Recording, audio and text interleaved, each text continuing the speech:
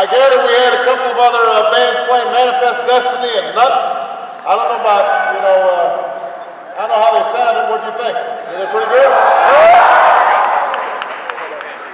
It is great to be back.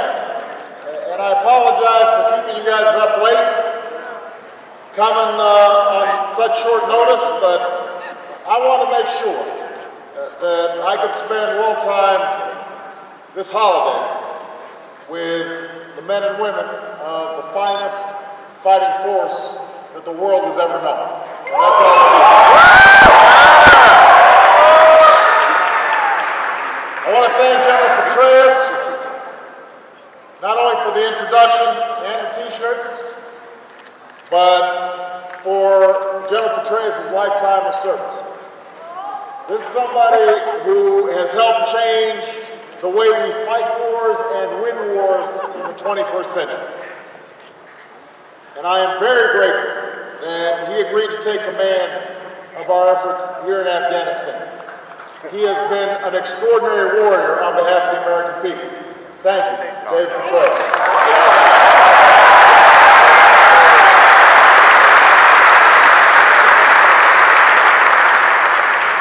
I want to thank all your outstanding leaders who welcomed me here, including General John Campbell, Admiral Bill McCraven from the 455th Air Expeditionary Wing, Colonel Todd Canterbury.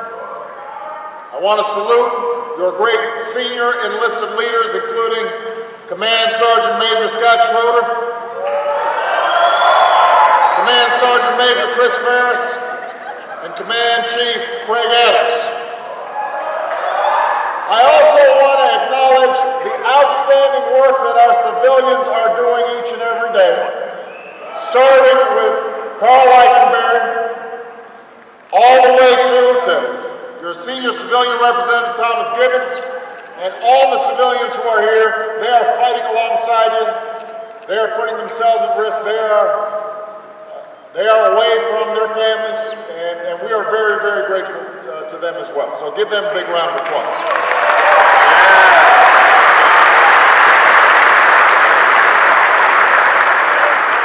I think we've got every service here tonight. We've got Army.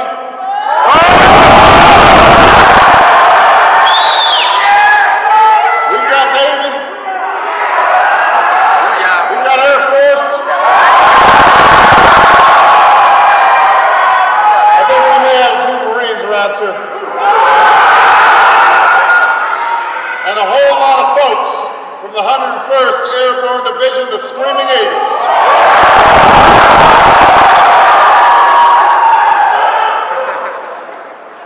Now here in Afghanistan, you are all Coast Guard. Is that what I heard?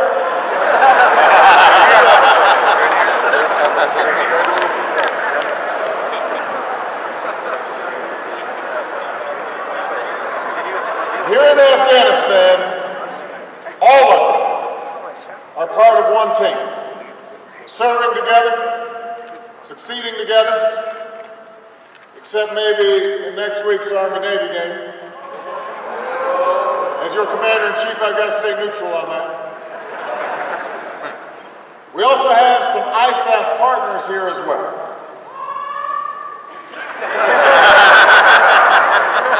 Now, when I was here in the spring, we had a coalition of 43 nations.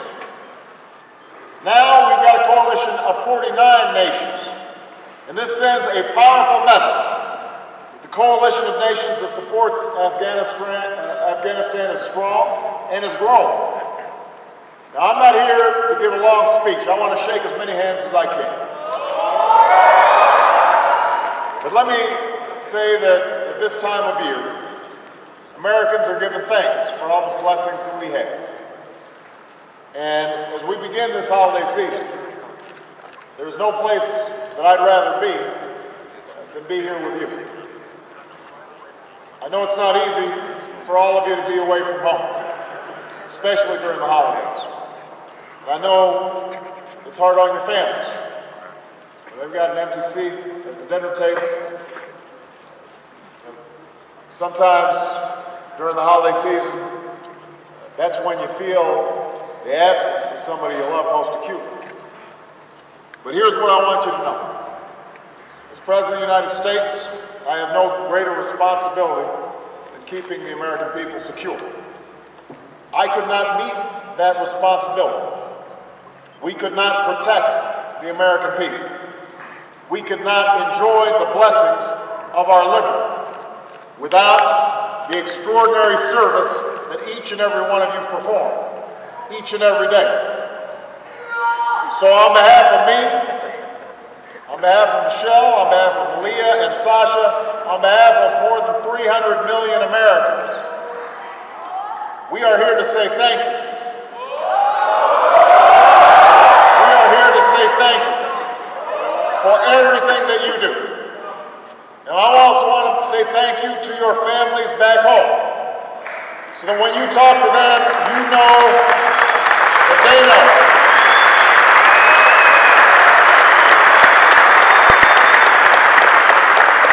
They're serving here with you, in mind and spirit, if not in body.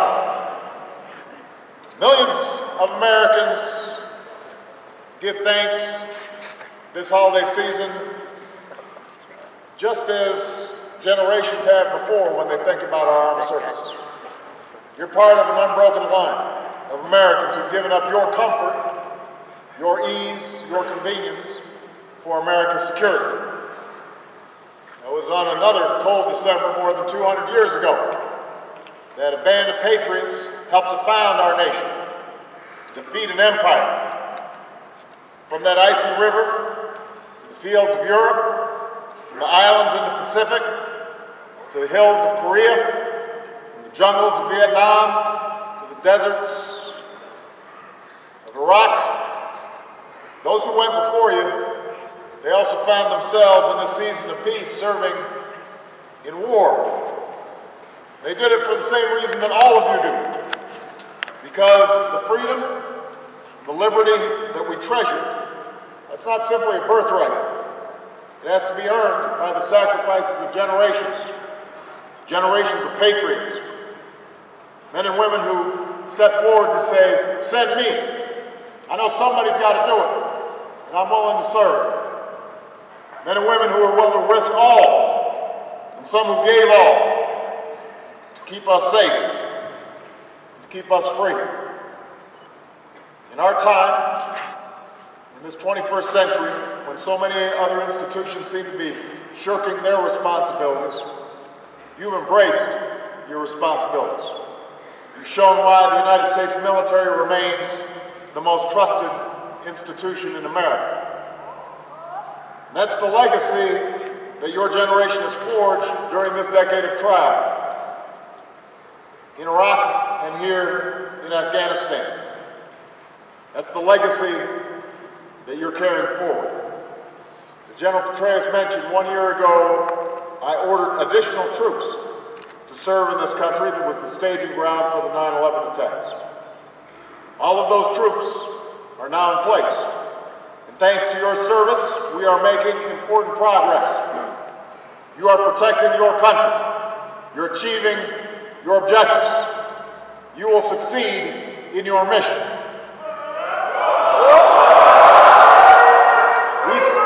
We said we were going to break the Taliban's momentum.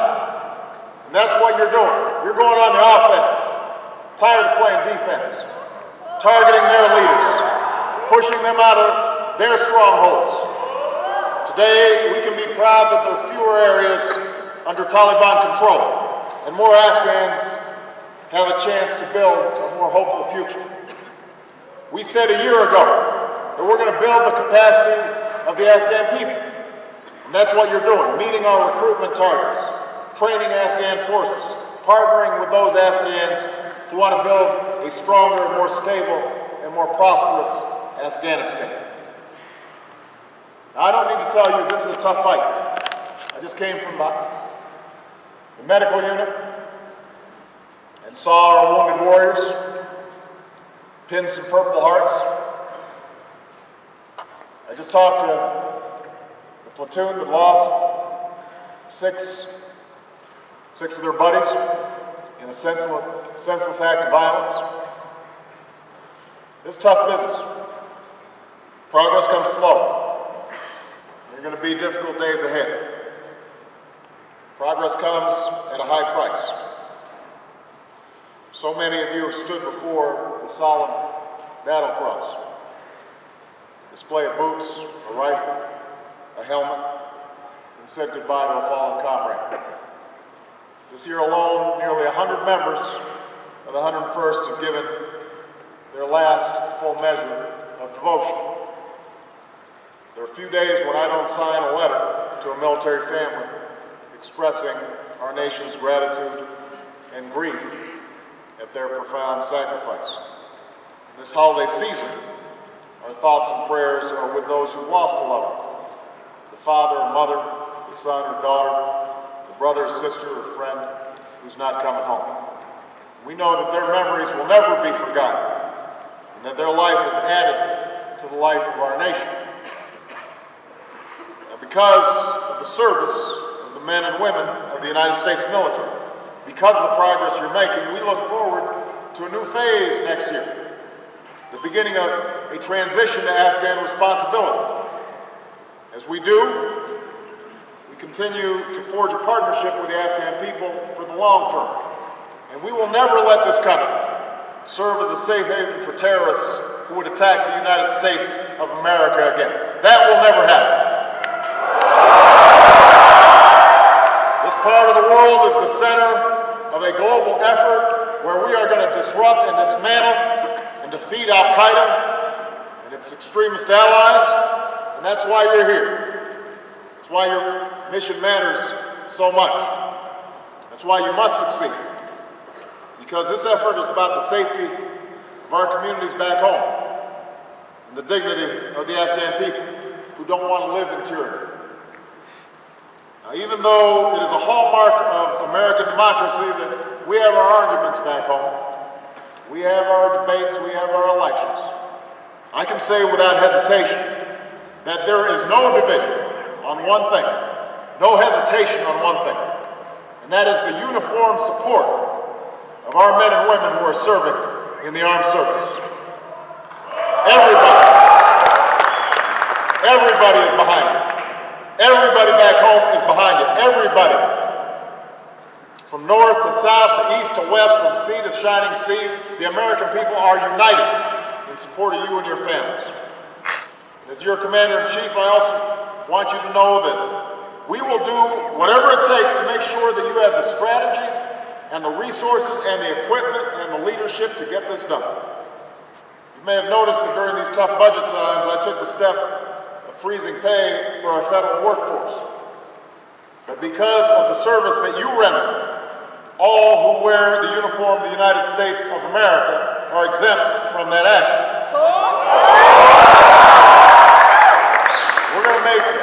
We're going to spare no effort to make sure that your families have the support that they deserve as well. That doesn't just matter to me, it's also a top priority for Michelle, to make sure that Americans understand the sacrifices that your families are making. As she likes to say, 100% of Americans need to be right there supporting you and your families. 100%. Only 1% are fighting these wars, but 100% of us have to be behind you and your families. Your generation, the generation of Afghanistan and Iraq, has met every mission that you've been given. You've served tour after tour. You've earned not just our admiration, you've earned your place in American history alongside those greatest generations. And the stories of those who served in these wars are too numerous to tell. But one of my greatest privileges as president is to get to know the stories of those who earned the Medal of Honor. 2 months ago, I presented the medal to the parents of Staff Sergeant Robert Miller, who gave his life here in Afghanistan as a member of the Green Berets. His valor, charging towards some 150 insurgents, saved the lives of nearly 24 American and Afghan comrades. Last month, we held another ceremony. For the first time in nearly 40 years, the recipient of the Medal of Honor for an ongoing conflict was actually able to accept it in person. His name is Staff Sergeant Salvatore Giunta. Some of you may have seen his story, but I want to tell it again tonight because of what it says, not just about our armed forces, but also what it says about the country that we love. 3 years ago, Sal and his platoon were in Coringo Valley. When their patrol was ambushed, 2 Americans lay wounded up ahead. And that's when Sal and his men counterattacked. Again and again and again, they were being rained down with fire. But they just kept counterattacking because they wanted to get their 2 buddies. When he saw one of his teammates wounded and being carried away by insurgents, Sal rushed in to help his friends. Despite the bullets, despite the danger, he kept on pressing forward. It was an incredibly intense firefight. And by the time it was finished, every single member of that platoon had shrapnel or a bullet hole in their gear. 5 were wounded, and 2 had given their lives. Now, Sal is a pretty humble guy. And so when he came to the White House, he said, I didn't do anything special. He said he was just doing his job, that he didn't do anything that his brothers wouldn't have done for him. If I'm a hero, he said, then every man who stands around me, every woman in the military, every person who defends this country is also a hero. And he's right. Each of you has your own story. Each of you is writing your own chapter in the story of America, in the story of American Armed Forces. Each of you has some losses. Each of you have made sacrifices. You come from every conceivable background, from big cities and small towns, from every race and faith and station. But you've come together to serve a greater cause, one that matters to the citizens of your country back home and to strangers who live a world away. So make no mistake, through your service, you demonstrate the content of the American character. Sal is right, every single one of them is a hero. Some people ask whether America's best days lie ahead or whether our greatness stretches back behind us in the stories of those who've gone before. And when I look out at all of you, I know the answer to that. You give me hope. You give me inspiration. Your resolve shows that Americans will never succumb to fear. Your selfless service shows who we are, who we always will be, united as one people, united as one nation. For you embody and stand up for the values that make us what we are as a people. America is not defined by our borders. We are defined by a common creed. In this holiday season, it's worth remembering that we hold these truths to be self-evident. That all men are created equal. That we are endowed by our Creator with certain inalienable rights. But among these, the right to life and liberty and the pursuit of happiness. And that's what you're fighting for here in Afghanistan, and that's what you're protecting back home. And that belief is more powerful than any adversary. So we may face a tough enemy in Afghanistan, and we're in a period of tough challenges back home. But we did not become the nation that we are because we do what's easy. As Americans, we've endured, we've grown stronger, and we remain the land of the free only because we are also home of the brave. And because of you, I know that once more, we will prevail. So thank you. God bless you. And God bless the United States of America.